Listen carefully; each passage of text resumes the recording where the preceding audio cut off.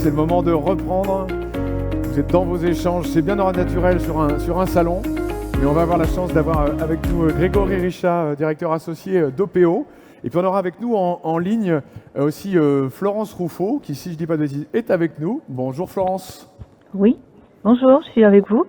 Bonjour Florence, tu es de l'équipe à la performance industrielle de la région Nouvelle-Aquitaine et tu es plus particulièrement référente sur le sujet justement usine durable.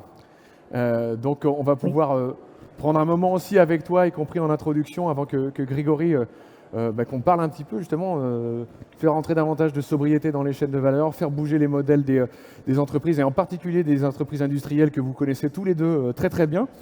Donc on va rentrer dans cette séquence. Si on me remet juste un petit peu le PowerPoint, je vais pouvoir avancer un peu sur les slides. Alors juste commencer avec un petit propos introductif. N'hésitez pas, messieurs, dames, venez vous asseoir, mettez-vous devant, comme ça on sera bien tous ensemble. Alors, vous avez compris le petit jeu de mots, hein, on ne parle pas d'industrie 2.0, j'ai mis exprès industrie 2 degrés, parce que malgré tout, le monde industriel aussi va être quand même majeur et a un rôle très très important dans sa capacité demain à maintenir un certain nombre d'objectifs qui ont été fixés. Donc c'est aussi un des grands objectifs et aussi de ce salon, de pouvoir contribuer d'une certaine manière à ça.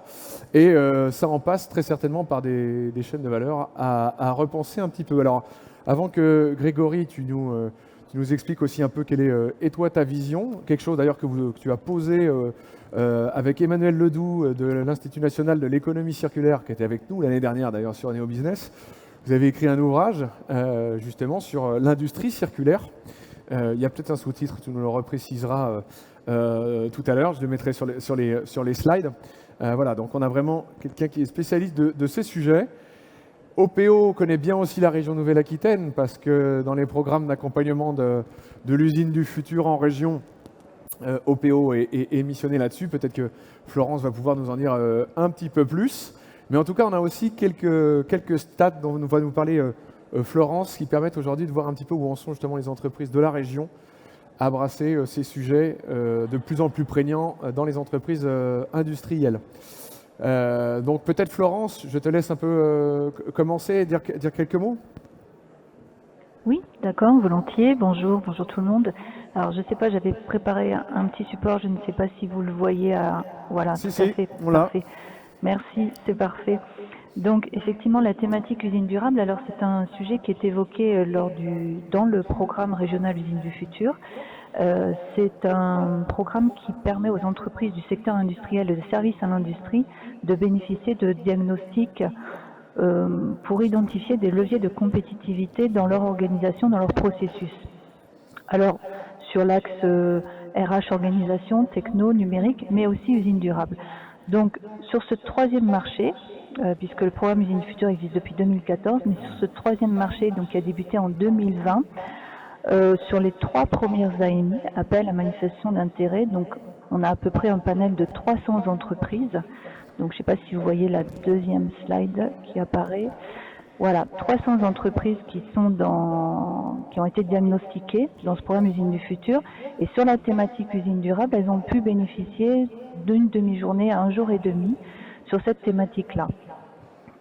Donc on a sur ce panel de 300 entreprises à peu près 60% qui ont moins de 50 TP, c'est un petit peu notre tissu industriel.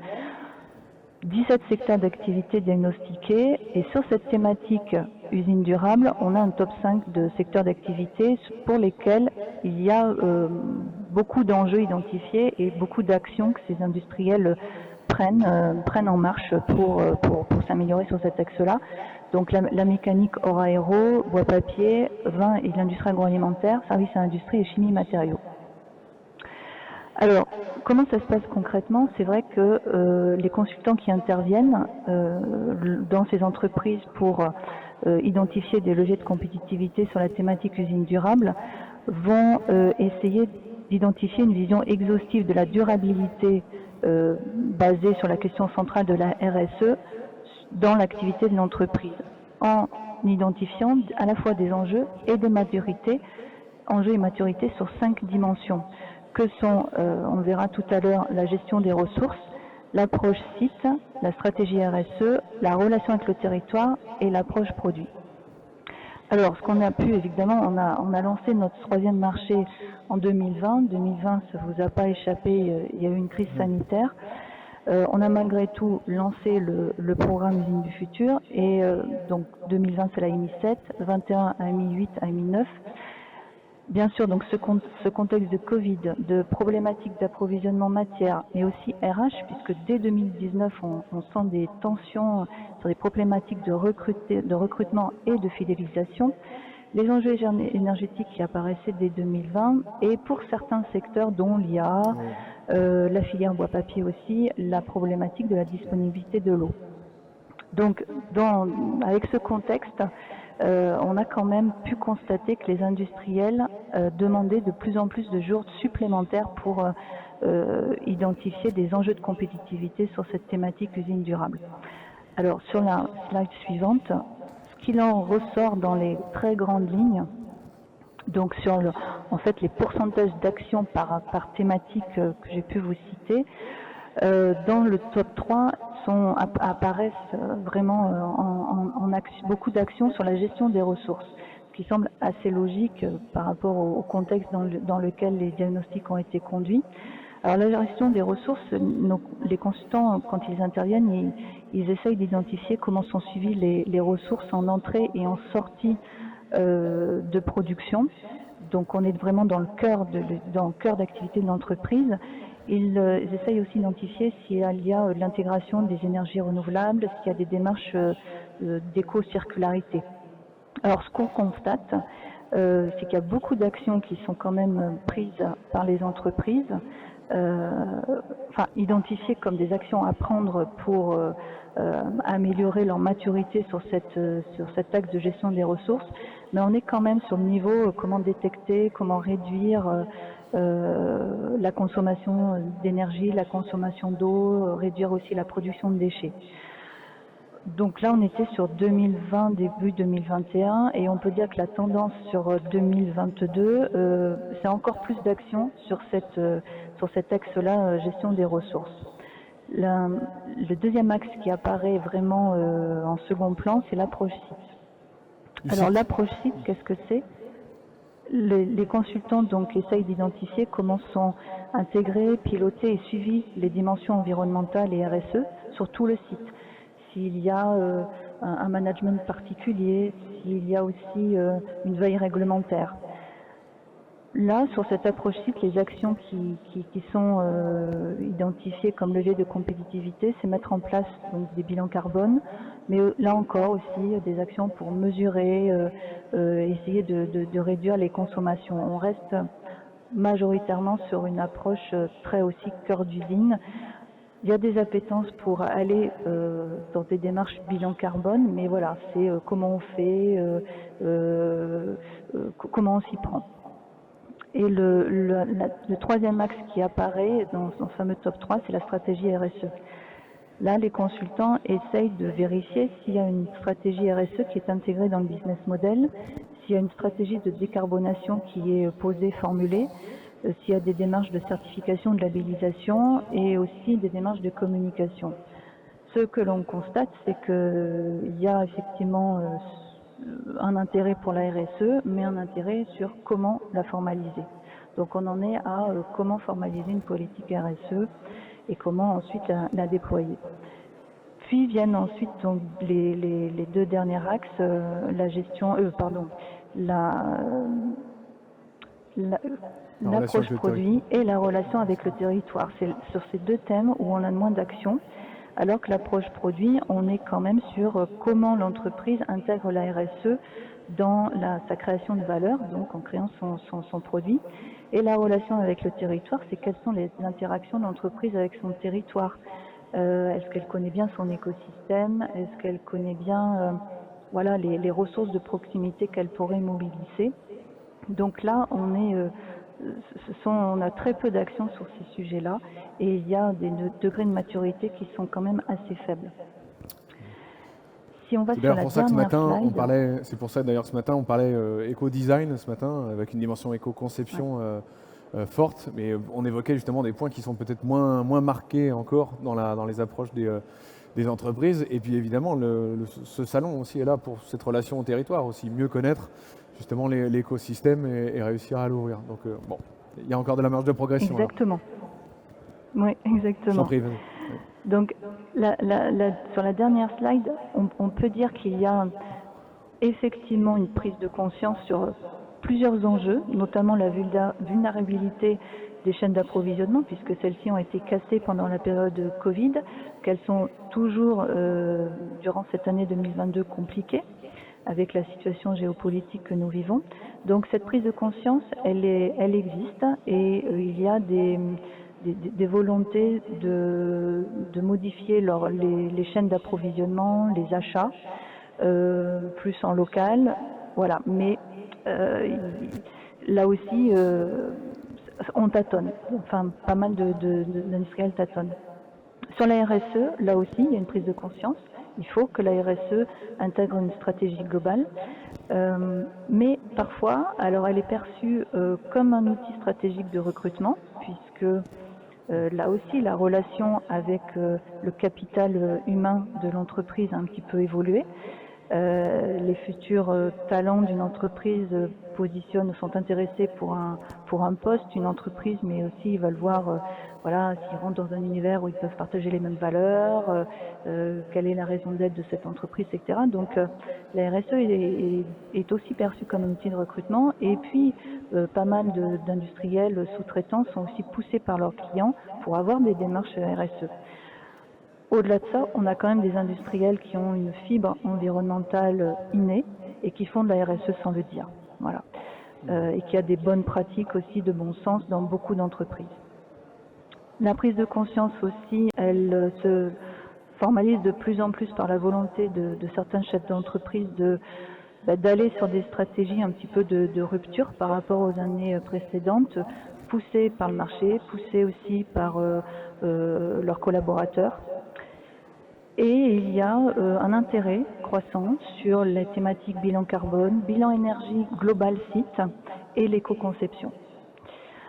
Alors par contre, ce qu'on a pu identifier dans les diagnostics conduits, c'est quand même un manque de maturité sur le pilotage global de la donnée en entreprise. C'est assez siloté, les moyens tant humains ou technologiques ne sont pas toujours à la hauteur. Donc il y a souvent des nécessités d'investissement sur ce point-là. Un autre point, c'est quand même une vision impact environnemental d'une chaîne de valeur qui est assez légère, pour pas dire parfois inexistante. Et là aussi où on constate qu'on a un travail à faire de notre côté, c'est un constat d'une méconnaissance d'un écosystème et des ressources sur le territoire. Donc, est-ce à dire que l'écosystème est trop riche, que l'offre est pas assez visible? Voilà, c'est beaucoup de questions et comme tu le disais tout de suite Antoine, et c'est aussi notre quotidien, on a cette mission de montrer, de donner à voir, de créer du lien et de mettre en réseau pour accélérer ces changements. Mais on peut dire qu'on est toujours en Nouvelle-Aquitaine de manière assez prépondérante sur des modèles encore très linéaires et certains s'enclenchent vers la circularité, mais ça va demander un certain temps. Ok, merci Florence. Voilà, tu voulais rajouter une dernière chose? Merci beaucoup en tout cas pour ce premier, c'est un des premiers baromètres on va dire hein, de cette notion d'usine durable ou d'entreprise Néoterra telle que je crois vous l'appelez dorénavant. Hein, oui, à l'échelle de la région. Et donc c'est vraiment intéressant. On essaiera bien sûr de le suivre dans le temps, et y compris pour voir dès des années comment cette année là ça peut évoluer. Grégory, ce constat-là, oui, vas-y, je t'en prie, prends un micro. C'est un constat qui est là on le fait en Nouvelle-Aquitaine. C'est un constat encore national aussi. Du fait de ce que vient d'évoquer Florence sur les tout derniers points. Là. Oui, ce qu'on voit aujourd'hui, c'est que quand on parle de transition écologique, il y a 90% du discours qui est autour de la décarbonation par l'énergie. Et c'est tout à fait nécessaire de décarboner les process. Mais c'est vrai que quand on fait ça, on reste très dans les cœurs d'usine. Et ça, on le voit dans toutes les régions. On le voit avec BPI France, France 2030. On est plutôt sur un discours politique et une vision qui est poussée autour de la croissance verte et comment, avec des nouvelles technologies ou les énergies renouvelables, on va pouvoir rendre plus verte l'industrie. Mais sans forcément changer le modèle. Mais sans forcément changer de modèle. Si on devrait caricaturer, je change ma prise. Je suis passé d'une énergie fossile à une autre énergie verte. Et du coup, c'est bon, on va pouvoir passer le cap de 2050. Et c'est faux. C'est-à-dire qu'il y a une étude Accenture qui a été produite il y a quelques temps, il y a 1 an ou 2, qui disait que sur 1000 entreprises qui ont un plan net zéro à 2050, il y en avait seulement 9% qui étaient en mesure de l'atteindre. Et en fait, l'explication, elle est assez simple. C'est si vous regardez les bilans carbone, donc Scope 1, 2, 3, donc Scope 1, 2, c'est vraiment dans l'usine. Scope 3, c'est en amont, ça va être toute l'extraction des ressources, le transport. En aval, c'est l'utilisation des produits, les déchets.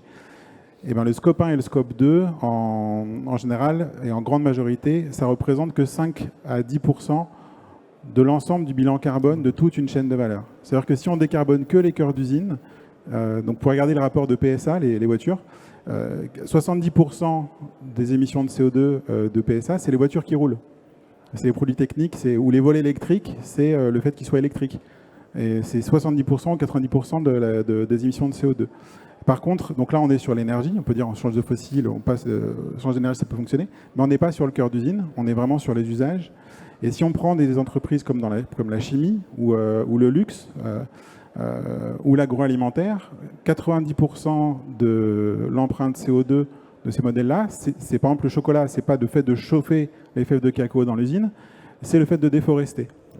Nespresso, c'est la déforestation liée aux pratiques agriculture qui font qu'on a une empreinte CO2. Donc en fait, il y a besoin de décarboner les usines en France, d'être beaucoup plus performants énergétiquement, parce que ça coûte, avec les explosions de coûts, on doit continuer de pouvoir produire. Mais il faut considérer d'autres sujets, notamment autour de la matière, qui doivent compléter ces sujets de décarbonation. Et aujourd'hui, c'est peu encore pris il y a peu de régions ou de métropoles qui ont vraiment mis ça au cœur de leur stratégie. Lyon Métropole, par exemple, l'a mis au cœur de sa stratégie, mais il y a Grand Paris Circulaire, il commence à avoir des démarches, mais c'est encore beaucoup trop peu représenté par rapport à la décarbonation. Ok, je te laisse la zapette si tu veux dérouler sur les slides. Comme tu veux, je t'en prie de te mettre là-bas.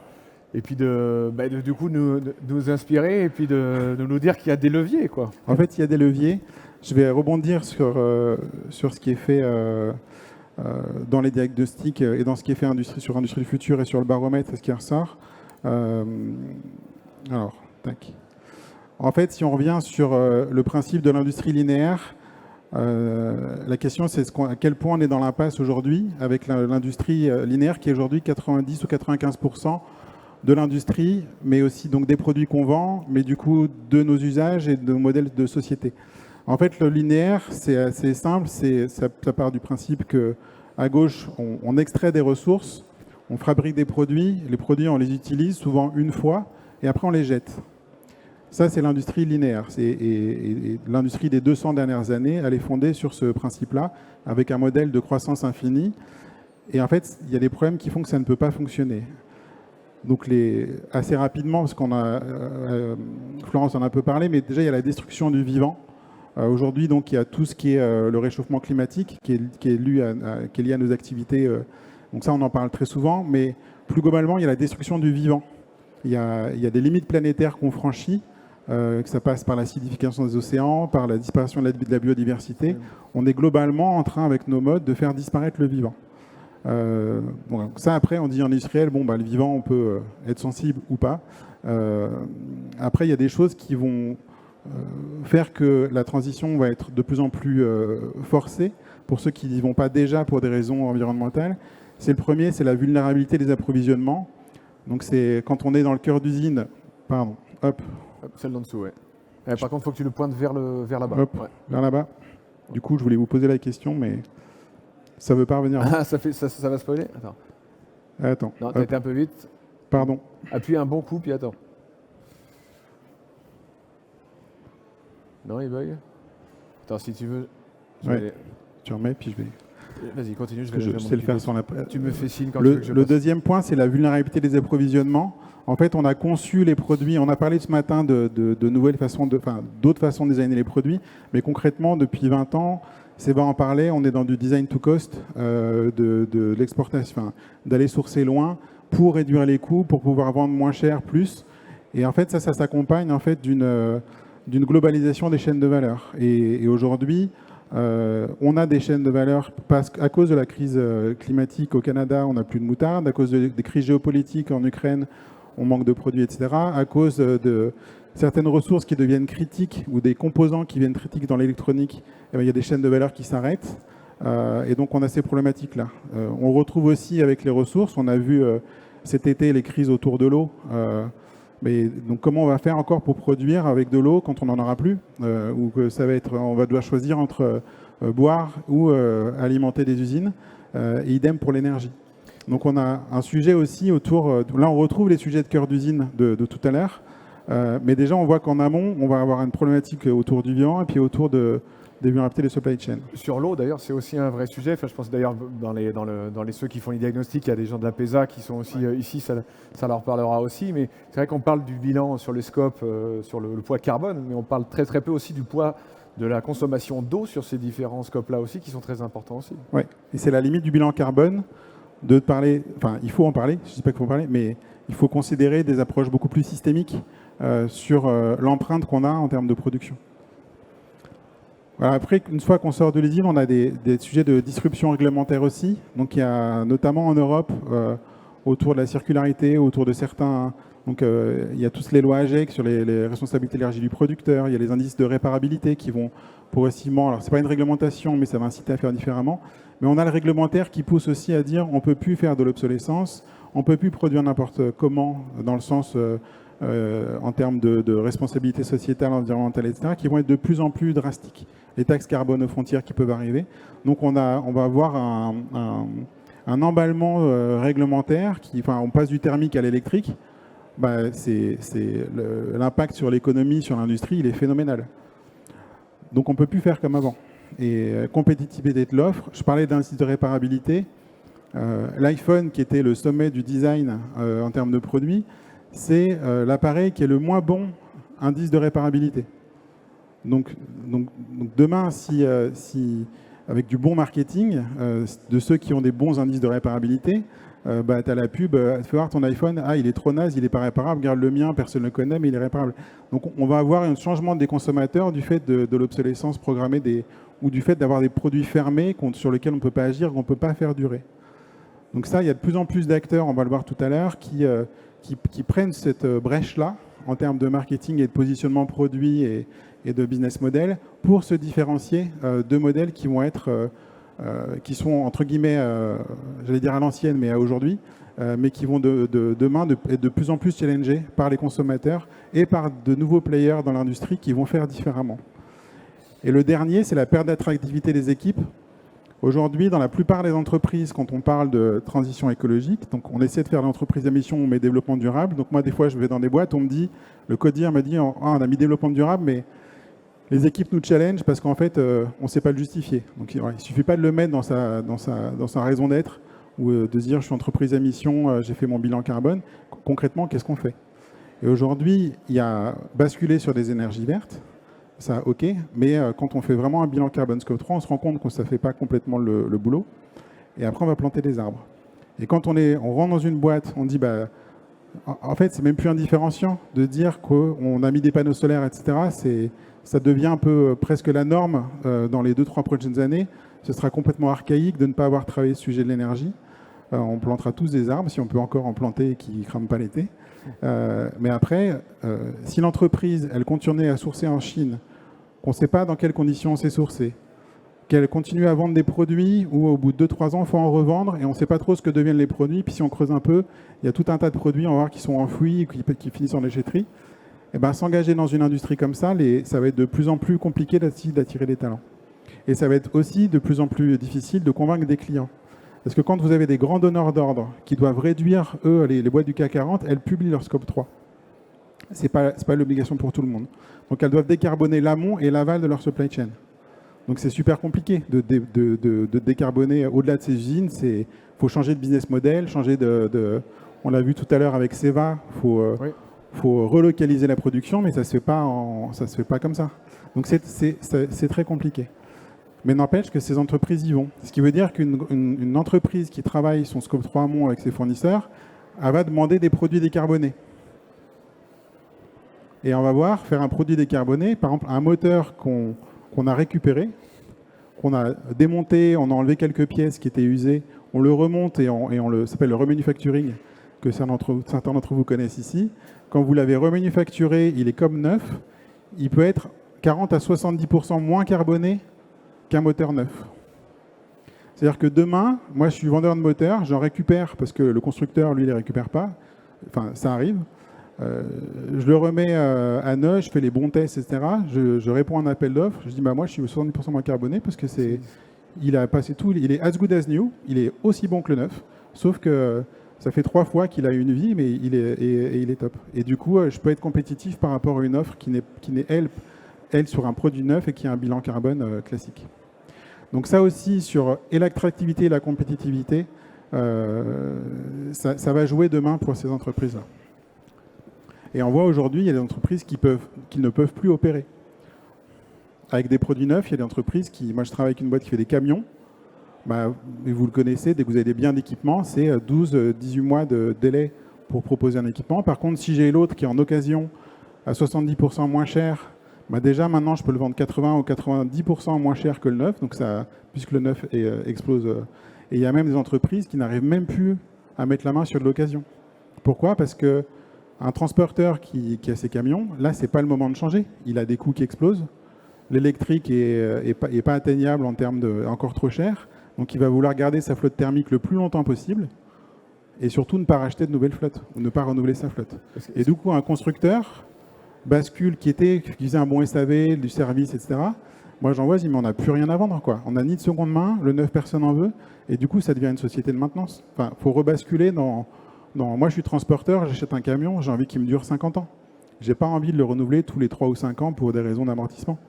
Donc, on peut avoir un moment dans les conditions où on a du fait que ça dure depuis le Covid, l'Ukraine, et il y aura forcément des trucs qui vont venir. Moi, je ne crois pas qu'on va retrouver des supply chains classiques dans les 2 ou 3 prochaines années. Et celui qui y croit, c'est une grosse croyance. Donc, jouer sa boîte là-dessus, c'est un peu compliqué.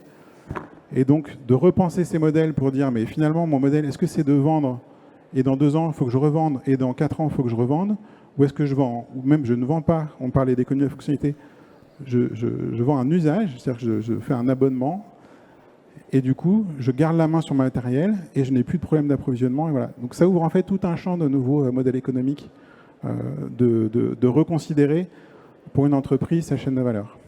Donc moi, j'invite chaque entreprise à poser ce schéma-là. Mettez votre cœur d'usine en Nouvelle-Aquitaine.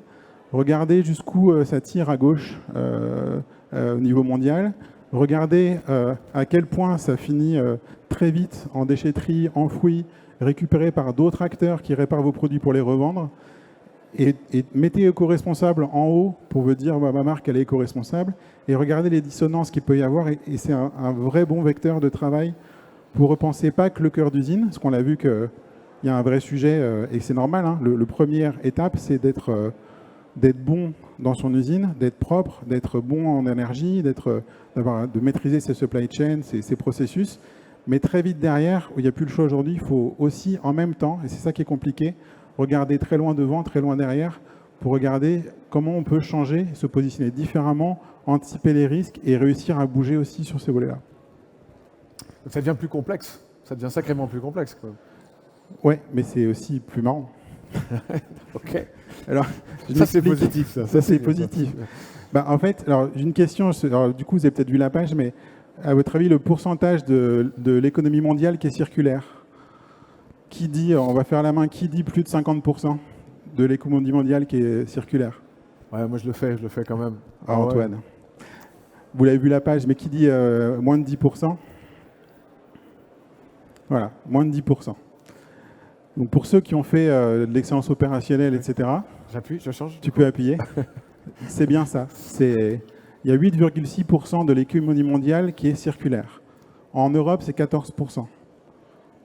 Et je crois qu'il y a 2-3 ans, on était à 9%. Donc ça a baissé. Et en parallèle, la population va augmenter, la demande augmente. Donc c'est pas comme si en même temps, on était en train de réduire nos consommations. Au contraire, on a des produits qui sont de plus en plus complexes, de plus en plus collés, ou de plus en plus gros. La 4L, la nouvelle 4L, on devrait bien voir la photo avec la 4L actuelle, mais on est sur des produits qui deviennent massifs. Les écrans de téléphone, ils sont grands. Les lits, les matelas grandissent aussi, ils sont plus gros qu'avant. Donc tous les produits grossissent et sont de plus en plus complexes techniquement, parce qu'on vient mettre des matériaux synthétiques, des puces. La voiture autonome, elle sera pas low-tech, sauf à la mettre sur des rails tirés par des bœufs. La voiture autonome, ce sera plein de caméras et qu'on n'aura pas en France, les caméras. Donc on va plutôt vers une complexification des produits qui font qu'ils sont difficilement réutilisables, démontables, réparables et qui vont plus facilement finir, même s'il y a des REP en place, dans des déchetteries comme celle en Indonésie sur le plastique qui est assez célèbre. Donc quand on voit ce chiffre-là, ça fait mal, mais en même temps, comme quand on est dans une usine, si on est 9% bon, ça veut dire qu'il y a 90% de potentiel d'amélioration. Moi, je serais hyper inquiet si on était déjà à 95% d'économie circulaire. Je dis, mais qu'est-ce qu'on peut faire, quoi ? Ça va être très, très dur. Là, on a de la marge, là, semble-t-il. Donc, il y a une énorme marge. Donc, on consomme à peu près 2 planètes par an pour vivre, et on en jette 90%. Donc il y a un phénomène, pour un industriel, regarder cet axe matière en complément de l'axe énergie, c'est s'ouvrir un champ d'innovation qui est en fait absolument gigantesque. Et c'est là-dessus que j'aimerais un peu insister dans le temps qui reste, mais c'est là que ça devient marrant. Si tu passes, c'est toi qui l'as fait. Ah bah c'est une vieille page. Tu peux faire que ça apparaît tout d'un coup. Voilà. Il reste encore un petit. Donc je vais vous donner 4 modèles d'entreprises qui peuvent être très petites ou très grosses, qui ont innové sur leur modèle d'affaires. On a commencé par ça ce matin, on dit qu'il faut innover sur les modèles économiques. Passer sur des panneaux solaires, ce n'est pas innover sur un modèle économique. C'est le même modèle économique, mais avec de l'énergie verte. Là, on est sur des modèles des boîtes qui ont changé la façon de vendre leurs produits. Le premier, c'est un champ de coton dans le Gers. Donc c'est Jean-Phil, dans le Gers. C'est 3 agriculteurs. Je pense un vendredi, ils avaient un peu picolé. Et ils sont dit, si on mettait du coton et on faisait du Made in France, mais avec du coton Made in France, et ils l'ont fait, ils ont réussi. Donc on parle beaucoup de produits techniques, mais il y a ce qu'on appelle les produits vivants, issus du vivant. Donc les habits ou les matelas en coton, c'est un produit issu du vivant. Où on peut faire différemment, on parlait des principes actifs tout à l'heure aussi. Donc aller même sur la matière, on pourrait transformer les paysages demain en remettant plus de champs de coton, en mettant plus de moutons pour avoir de la laine pour faire des matelas. On pourrait avoir une transformation. On parlait des mines de lithium dans les informations du côté vers Clermont-Ferrand, dans l'Allier. Donc il y a une question de ressources où les ressources, les relocaliser et les traiter de façon raisonnée ou en agroécologie, ça c'est déjà un vecteur de nouveaux modèles économiques pour tous ceux qui vont avoir des modèles liés au textile, ou la chimie, ou au luxe, etc. Ensuite, sur des produits plus techniques, on parlait ce matin du Fairphone. Fairphone, c'est le principe de dire on va allonger la durée de vie de vos produits. C'est-à-dire qu'au lieu d'avoir la durée de vie moyenne d'un téléphone, c'est 2 ans aujourd'hui. D'utilisation, pas de vie. D'utilisation d'un téléphone, c'est 2 ans. Un Fairphone, c'est 4 ou 5 ans, par exemple. Donc c'est là où on parle de sobriété. C'est-à-dire que moi, j'ai pas envie de ne plus téléphoner parce que je veux sauver la planète. Je veux quand même pouvoir appeler des gens, quoi. Par contre, est-ce que pendant 4 ans, je vais utiliser 2 ou 3 téléphones, ou est-ce que je vais en utiliser qu'un que je peux réparer ou rétrofiter ou remettre le nouvel appareil, que l'appareil photo que je peux rajouter parce que le truc est modulaire, il s'ouvre tout seul. Enfin, j'en ai un, ça s'ouvre tout seul. Il y a même pas c'est clipsé. Un iPhone, personne ne peut l'ouvrir tout seul sans le casser. Et le code est en open source.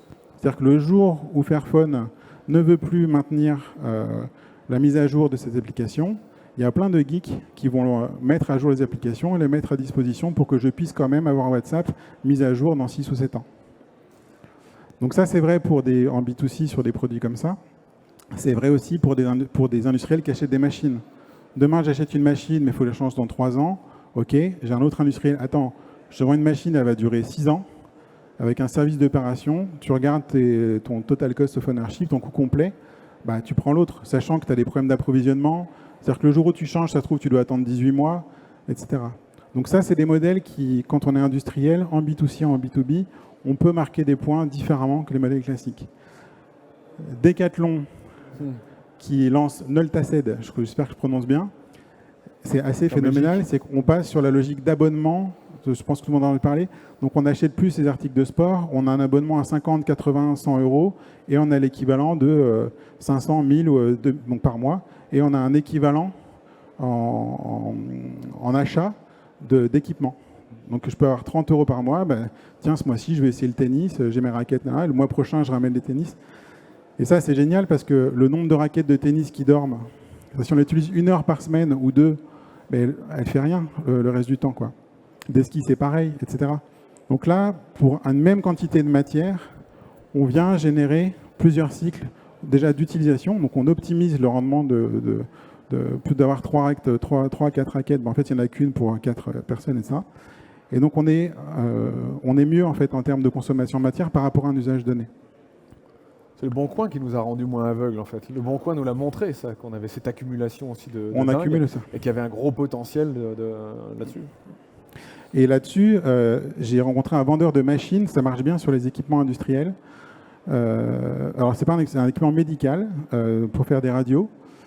Donc cette personne, lui, vend sa machine mais avec une clause de rachat qui est très incitative. Et c'est une personne qui me disait, en 15 ans, cette machine, je l'ai vendue 3 fois à 3 clients différents. Et à chaque fois que je la revends, je marge encore plus. Donc pour moi, on n'est pas loin du prix Nobel d'économie.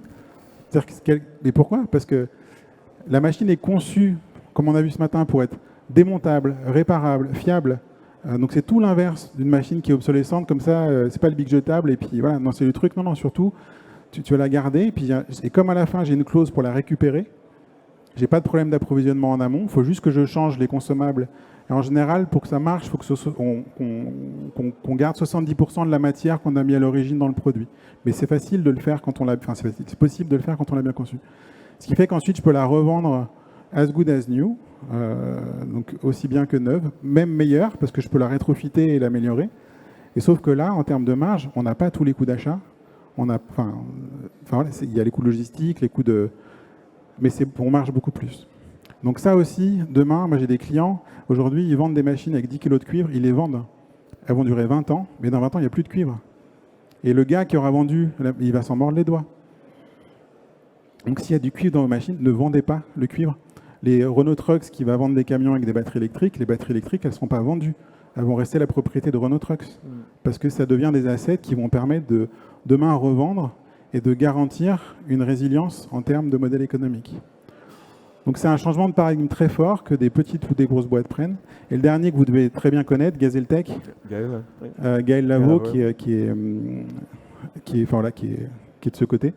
Et donc voiture électrique low-tech, donc on est à l'opposé du SUV. 40% de consommation en moins parce qu'en fait, il a conçu sa voiture pour un usage, c'est ce que dire, les gens en fait, ils vont au boulot, ils n'ont pas besoin de tous les jours, c'est ça l'usage principal. Ils font pas 500 km, il n'a pas besoin de 500 km d'autonomie. Un SUV, ça transporte son poids. Dans un SUV, dans les voitures, il y a 1,8 personnes en moyenne. Donc quand vous avez un SUV, si vous faites le rapport de la personne par... Donc on construit un véhicule qui transporte le véhicule. Donc Gazeltech va à l'encontre de ça et donc permet d'avoir des voitures qui consomment 40% en moins. Ce qui n'est pas loin de ce qu'on doit faire en termes d'usage pour rouler. Fabrication en micro-usine, 95% made in Europe. Donc il y a des modèles comme ça qui sont possibles. Quand Renault est en train de se décomposer en 5 activités avec des parties qui sont rachetées par la Chine en ce moment, c'est ce matin, ça sort. Il y a des autres acteurs qui, s'ils arrivent à arriver sur le marché, donc ça c'est des startups circulaires, frugales, sobres, qui proposent d'autres modèles d'usage, d'autres modèles de société, etc., où on peut aller frimer avec sa petite voiture comme ça ferait moins classe que les SUV, mais c'est pas grave. Si on arrive à rendre désirable en fait cette économie-là, on arrive à rendre, à basculer dans un autre univers en fait, avec d'autres produits, d'autres modèles productifs, d'autres usages, d'autres valeurs quoi. Voilà. Okay. Après celui-là c'est un exemple où on n'est pas en transformation. modèle. C'est-à-dire qu'on part from scratch, en effet, comme tu dis, sur les startups circulaires. C'est peut-être plus complexe, en effet, quand on parle à un moment donné des PME ou des ETI d'un territoire qui ont, elles, déjà transformé leur modèle. Mais en fait, les rôles sont complémentaires. Pour moi, les startups industrielles, ça doit être le poil à gratter de l'industrie. C'est-à-dire que si les industriels ne veulent pas bouger, ils disent non, on peut pas faire les trucs qui durent plus de 3 ans. Bah, moi, j'attends la startup industrielle qui est le mec passionné ou la nana passionnée, qui crée le modèle, qui va bah si c'est possible, regarde. Et du coup, il va passer au JT de TF1. Et du coup, quand tu vas chez Darty, tu vois, vous avez le truc hyper réparable, parce que le truc garanti qui casse, ça ne m'intéresse pas. Donc les startups-là, elles peuvent justement rendre obsolète ou rendre un truc où on pensait que c'était bien, mais en fait c'est vieux, c'est pas bien. Et il y a un truc hyper différent, hyper nouveau. Donc elle peut avoir ce rôle de trublion, en fait, de l'économie aujourd'hui. Et on le voit, ces boîtes, elles font les JT, etc. Enfin, après, ça reste souvent, ouais, mais c'est un petit épiphénomène. Et l'enjeu, c'est que ça ne devienne pas un épiphénomène. Donc comment un territoire, justement, cible ou cartographie ces pépites, porteurs de nouveaux modèles, et les aide à changer d'échelle. Donc comment un territoire devient la Silicon Valley ou la Circular Valley, parce que plutôt que de faire grandir des Google, elles vont faire grandir des Gazeltech ou des Jeanfil sur des modèles qui sont beaucoup plus durables. Toi qui as une vue sur justement un territoire vaste, avec OPO, justement sur le sujet aussi de l'éco-conditionnalité. Ce matin, Andrea Brouille nous parlait des éco-conditionnalités qui allaient à un moment donné émerger en lien avec les discussions sur Neoterra 2, etc. Est-ce que tu penses que là, il n'y a pas quand même aussi un phénomène très important qui pourrait permettre de basculer davantage aussi dans ces modèles-là? C'est-à-dire pour l'instant, ce n'est pas non plus le quotidien. L'éco-conditionnalité des aides pour dire pas forcément l'impact sur la biodiversité, mais qu'en tout cas ce changement de modèle, l'éco-conception, etc. est rentré dedans. On n'a pas encore d'obligation à ça. Il y a du réglementaire qui oblige sur les bilans carbone, etc. Pas encore sur l'éco-conception ou sur un modèle de circularité natif. Bah, le problème de l'éco-conception, c'est on avait fait une enquête il y a 1 an, il y a moins de 20% des entreprises qui font de l'éco-conception qui vont jusqu'à... En fait, moi, je vais faire un verre, il y a 80% des entreprises, quand elles font de l'éco-conception, elles viennent mettre du packaging, travailler le packaging pour que ce soit recyclable ou partir sur du recyclé, et ils viennent réduire l'empreinte, mais dans le cœur d'usine, c'est-à-dire de consommation soit de matière ou soit d'énergie. Par contre, on peut très bien faire un tracteur éco-conçu qui déforeste, enfin, tu vois. Donc en fait, tant qu'on ne change pas les modèles économiques, si on fait 20 à 30% d'optimisation par rapport aux courbes d'accélération de la croissance et de la consommation, c'est pas suffisant en fait. Il faut le faire, il n'y a pas le choix, mais il faut un changement. Parce que regarde les SUV, ben ouais, ils consomment moins. Enfin, tu vois, c'est beaucoup plus éco-conçu un SUV qu'une 4L, sauf que c'est tellement plus gros et on va en vendre tellement plus. Et en plus, on va les vendre avec tous les X années, il faut leur en changer. Qu'en fait, il y a un effet rebond qu'on ne sait pas contrer. Donc l'éco-conditionnalité, il faut aussi penser modèle d'affaires. Moi, la vraie transformation, c'est tirer la transformation par les modèles d'affaires, comme ces entreprises-là. Parce qu'une fois que tu pars du modèle d'affaires, tu es obligé de repenser ton produit. Tu es obligé de redesigner ton produit pour qu'il soit 40% moins lourd avec du composite. Tu es obligé de repenser tes produits chez Decathlon, parce que si ta raquette, au bout de 2 utilisations, elle est cassée, ton modèle, il ne tient pas. Donc il faut des produits robustes. Fairphone, il faut qu'ils designent modulaire pour qu'ils soient réparables, etc. Et eux, sur le Gers, s'ils épuisent les sols, ils sont pas, c'est pas Lula avec des hectares et des hectares de terrain. Ils ont 3-4 terrains. S'ils épuisent les sols, leur business il est mort. Donc ils vont en prendre soin de leur terrain. Donc ils vont faire la circularité ou la régénération de leur modèle. Donc en fait, c'est le business model qui va tirer une conception qui sera durable. Si on a une approche que éco-conception, dans un mode, on risque de tomber dans comment je peux réduire mes consommations, enfin, de rester dans la première étape, qui est je réduis mon empreinte. Ok. Il faut aller plus loin en fait. Voilà. Aller taper sur le modèle. Ok. Je ne sais pas s'il reste du temps. Ah si, on a encore du temps. On peut continuer si tu veux. C'est parti. Alors, hop. Ah, il nous fait quelques difficultés. Non, mais j'ai été un peu vite, je pense alors. Qu'est-ce qui se passe? C'est le moment où il faut trouver un moyen de meubler, de revenir. La présentation qui est circulaire, c'est ça? Ouais, c'est ça. Il y a alors en fait, avant, je pense. C'est ça. Ouais. Si on résume un peu les avantages, en fait, il y a 3 grands types d'avantages. C'est par colonne. Le premier, et je pense que c'est la clé d'entrée qu'il faut qu'il faut essayer d'avoir pour un maximum industriel, c'est l'économie circulaire. Déjà, on a bien vu que ce n'est pas que du recyclage de déchets, c'est des nouveaux modèles, des nouveaux produits, des nouvelles façons d'avoir des relations avec les clients. Et si on fait ça, en fait, on est beaucoup plus compétitif. On parlait de décarboner pour être compétitif, mais en étant circulaire, on est plus compétitif. Pourquoi? Parce qu'on a une offre qui est différenciante. Quand Seb fait des produits réparables, un grille-pain réparable, quand vous êtes chez Darty, vous voyez un grille-pain réparable pendant X années versus un produit qui est garanti, c'est-à-dire que s'il casse, on remplace par du neuf, ben c'est différenciant. Deuxièmement, on vient optimiser les coûts et sécuriser cet approvisionnement parce que le circulaire, c'est forcément des boucles courtes. On est sur des circuits courts. Il n'y a personne qui s'approvise en Chine. Enfin, il y a des entreprises, mais c'est un peu du greenwashing qui s'approvisionnent en Chine, etc.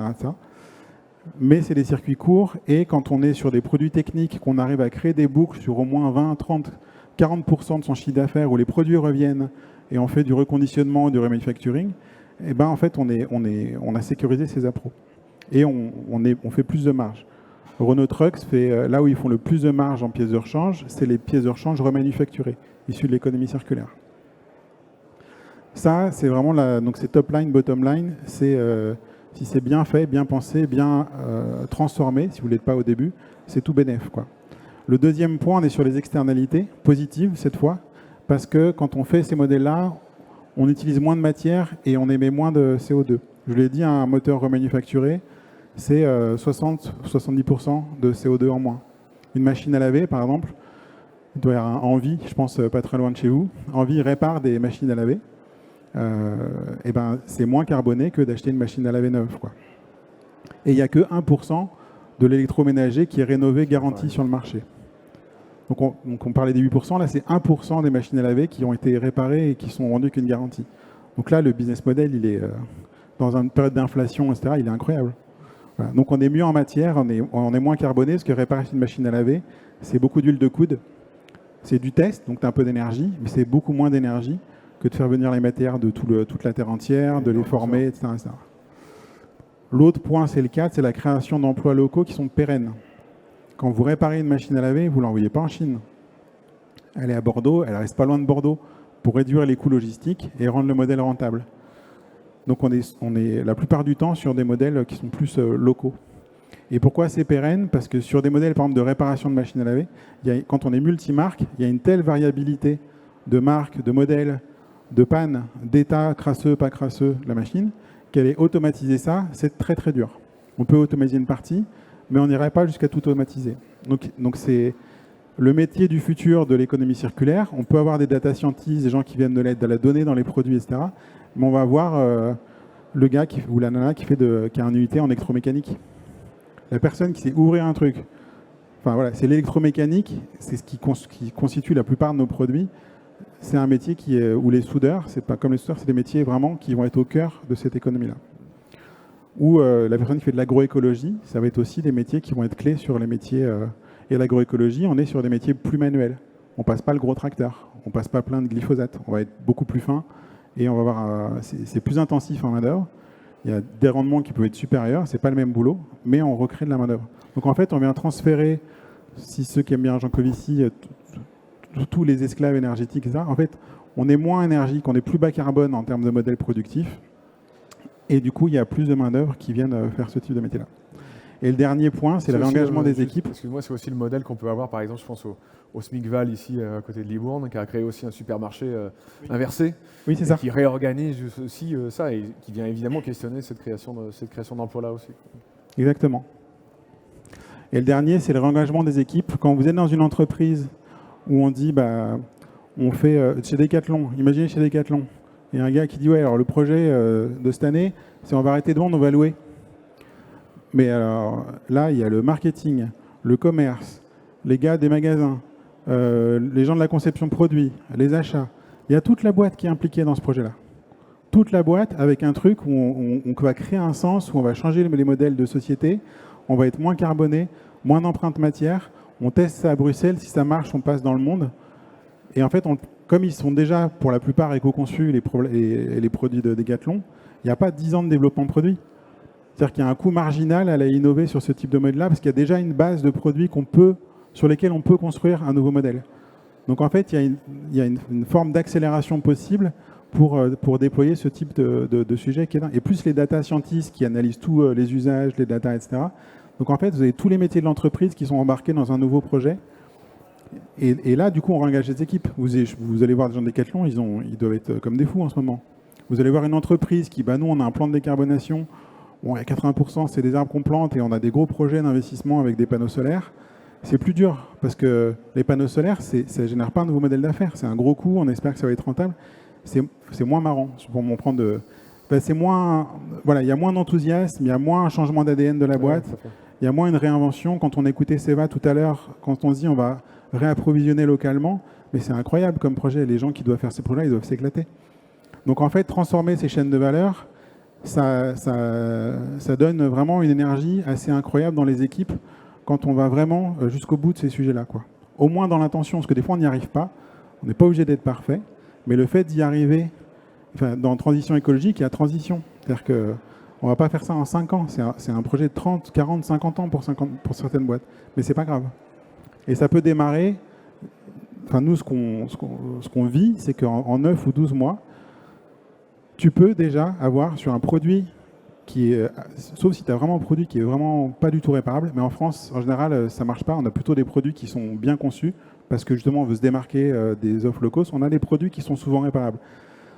Donc si tu pars, tu as souvent une base sur laquelle tu peux partir directement avec des clients pour dire, tiens, si on mettait une autre offre par rapport au même produit, mais je te le vends pas, je te le loue, ou on le fait durer 50 de plus avec tel fonctionnement, qu'est-ce que tu en penses ? Donc en fait, en 6 à 9 mois, une entreprise aujourd'hui, elle peut déjà commencer à pivoter, c'est-à-dire changer de modèle, en testant, en co-designant avec ses clients privilégiés, ou sur des niches, des nouveaux modèles, comme Decathlon. Ils n'ont pas réinventé une gamme produit Decathlon. Ils sont partis de leur gamme à eux, peut-être que certains produits, mais ils ont testé sur certains produits, avec une niche autour de Bruxelles, un nouveau modèle. Et ça ne demande pas 10 ans d'investissement industriel ou etc. Tu vois. Non, par contre, c'est une capacité à innover dans les modèles qui nécessite aussi peut-être des accompagnements. Quand on parle du tissu à transformer aussi d'entreprise, qu'on évoquait tout à l'heure sur le tissu d'entreprise accompagné en Nouvelle-Aquitaine. Là, on parle d'accompagnement. On en parlait tout à l'heure chez OPO. Par exemple, vous-même, vous êtes en train de vous mettre aussi en mouvement pour que cette approche-là devienne d'une certaine manière le nouveau standard, de l'excellence qu'on veut faire passer dans les entreprises. Mais est-ce qu'aujourd'hui, dans la perception, est-ce qu'on est déjà là dans le monde, à travers le monde du conseil? On voit de plus en plus de cabinets, en effet, qui se déploient sur des logiques RSE. Par contre, sur cette approche-là de comment on fait bouger les modèles et leur faire rentrer plus de circularité, on est sur un mouvement balbutiant. C'est quelque chose de très facilement accessible pour les PME. Où on en est? En fait, pour moi, c'est balbutiant parce que, encore une fois, le discours est tellement porté sur la décarbonation que les entreprises qui vont vers le circulaire, il y en a de plus en plus, mais c'est beaucoup moins massif que la décarbonation. Les entreprises qui vont vers le circulaire, Michelin, ils n'ont pas attendu le Covid pour y aller, Saint-Gobain non plus. Pourquoi ? Parce qu'ils savent depuis longtemps qu'en 2050, il n'y aura plus de caoutchouc et plus de sable. Donc eux, ils ont des plans à 30-40 ans pour changer leurs matériaux, passer en économie circulaire.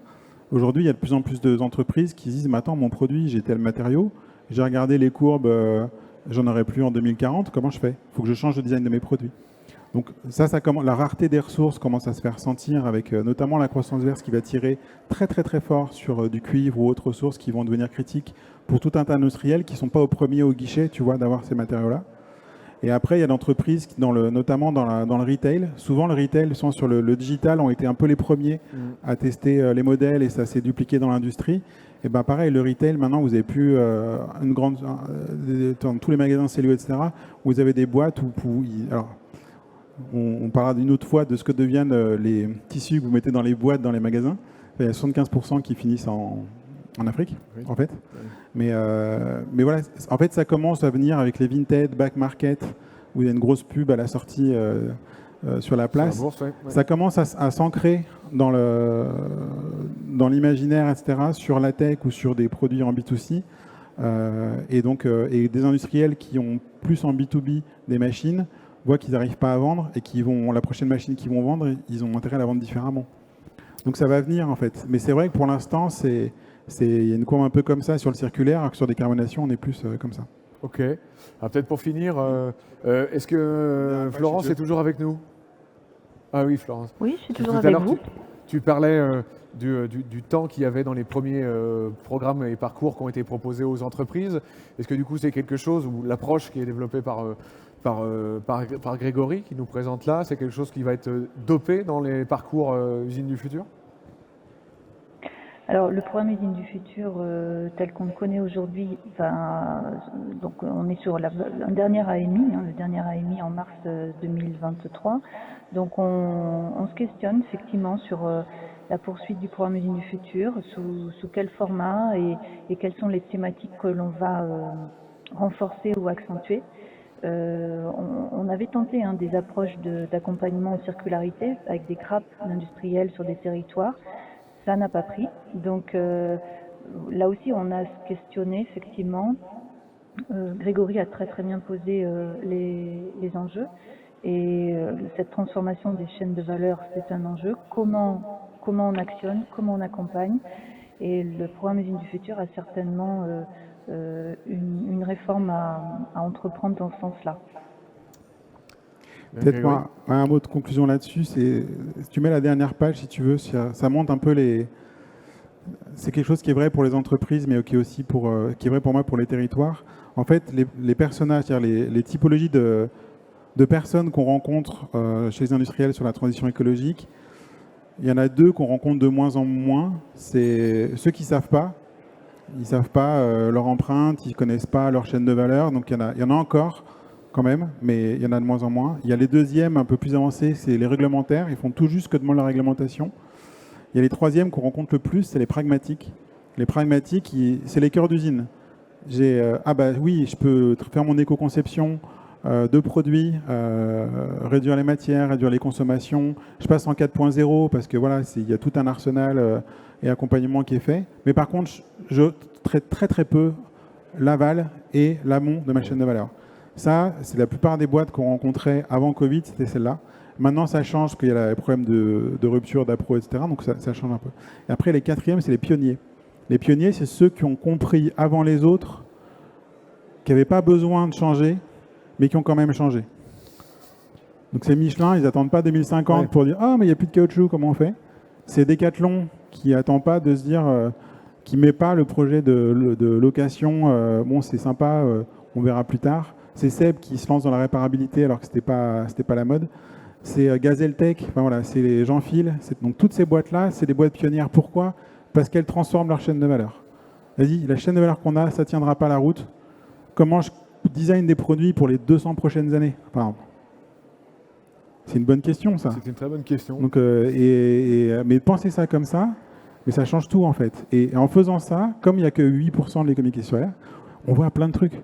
À chaque fois qu'on voit des boîtes, ça manque pas. Tu vois plein de choses parce qu'on fait. C'est pas dans le modèle économique qui fait que tu joues dans la cour des industriels aujourd'hui. Tu pouvais pas. C'est ce que Seba disait ce matin. On nous a demandé, on avait nos primes étaient sur le fait qu'on délocalisait.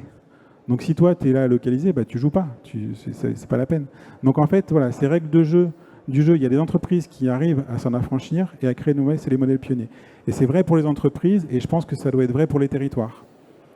Il faut que les territoires puissent avoir un travail sur les chaînes de valeur des entreprises et ça passe par des investisseurs à impact suffisant pour faire des vrais fonds d'amorçage ou de passage à l'échelle, parce que ça manque les fonds de passage à l'échelle des startups comme Gazeltech, des programmes où il y a X% des achats qui sont réservés à l'économie circulaire, des partenariats entre des chefs de file de grands groupes industriels qui tirent des modèles beaucoup plus en symbiose industrielle, beaucoup plus clair.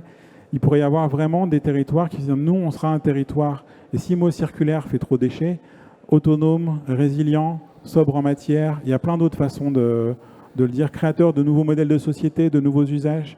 Il y a des villes, par contre, à Bruxelles ou à Barcelone, qui travaillent sur des déchets de villes fabricantes. Donc comment, par exemple, ou à Lyon, commencent à y travailler, des entreprises qui récupèrent la drèche de la bière, donc les brasseries, on récupère les déchets, on en fait de la farine pour les agro-industriels de la région. Comment on vient dans les bâtiments en déconstruction récupérer les éléments pour faire d'autres choses. Et donc la ville redevient une ville un peu métabolique avec ces déchets deviennent des sources pour faire des nouveaux produits ou circulent etc. Donc en fait, il y a ce champ-là pour les villes et pour les territoires, c'est aussi un champ d'innovation très grand, mais qui demande aussi de repenser des programmes, des fois des organisations très silotées, ou à guichet, il faut les remettre ensemble avec une vision plus systémique, comme ce qui avait pu être fait sur l'usine 4.0. Donc voilà, je pense qu'il y a une vague comme ça aussi de transformation des approches territoriales, et ça va arriver, c'est sûr. Et ça me paraît des super mots de la fin, et très très positif en plus, et très très motivant, on va Toujours. dire. Donc sur le territoire métabolique et les filières métaboliques, je pense que vous avez de quoi repartir motivé. Florence, tu voulais dire un dernier mot ? Oui, du coup, ça me permet de rebondir sur ce que dit Grégory, parce qu'effectivement, quand on parle de désilotage et de travailler en systémique, travailler ensemble sur les territoires, demain, nous vous proposons aussi un atelier en collectif qui démontre qu'au niveau de la région, plusieurs directions du pôle environnement et économique se mobilisent pour accompagner les transitions. Donc là aussi, on essaye de désiloter, d'accompagner de manière territorialisée aussi des entreprises dans leurs différentes transformations et par étapes. Et je compléterai aussi, en région, il y a quand même des démarches là aussi d'écologie, on appelle ça l'EIT, donc de l'écologie industrielle territorialisée. Donc là, des démarches aussi où des grappes d'industriels s'unissent, un déchet de l'un peut devenir un produit de l'autre. Il y a des territoires zéro déchet. Voilà, donc il y a des démarches et des initiatives, il faut peut-être aussi accélérer les choses et les globaliser. Très bien, eh ben, ça veut dire qu'on a rendez-vous donc demain avec cette équipe région à 15h30 pour cet atelier qui aura lieu donc demain mercredi 9 novembre. Merci beaucoup à tous les deux, merci Grégory d'être venu, profite bien du salon si tu peux rester encore quelques moments. Je vous propose que dans quelques minutes, en fait, si on peut me remettre le PowerPoint. Merci Florence, à tout bientôt. On va repasser, on peut les applaudir en effet.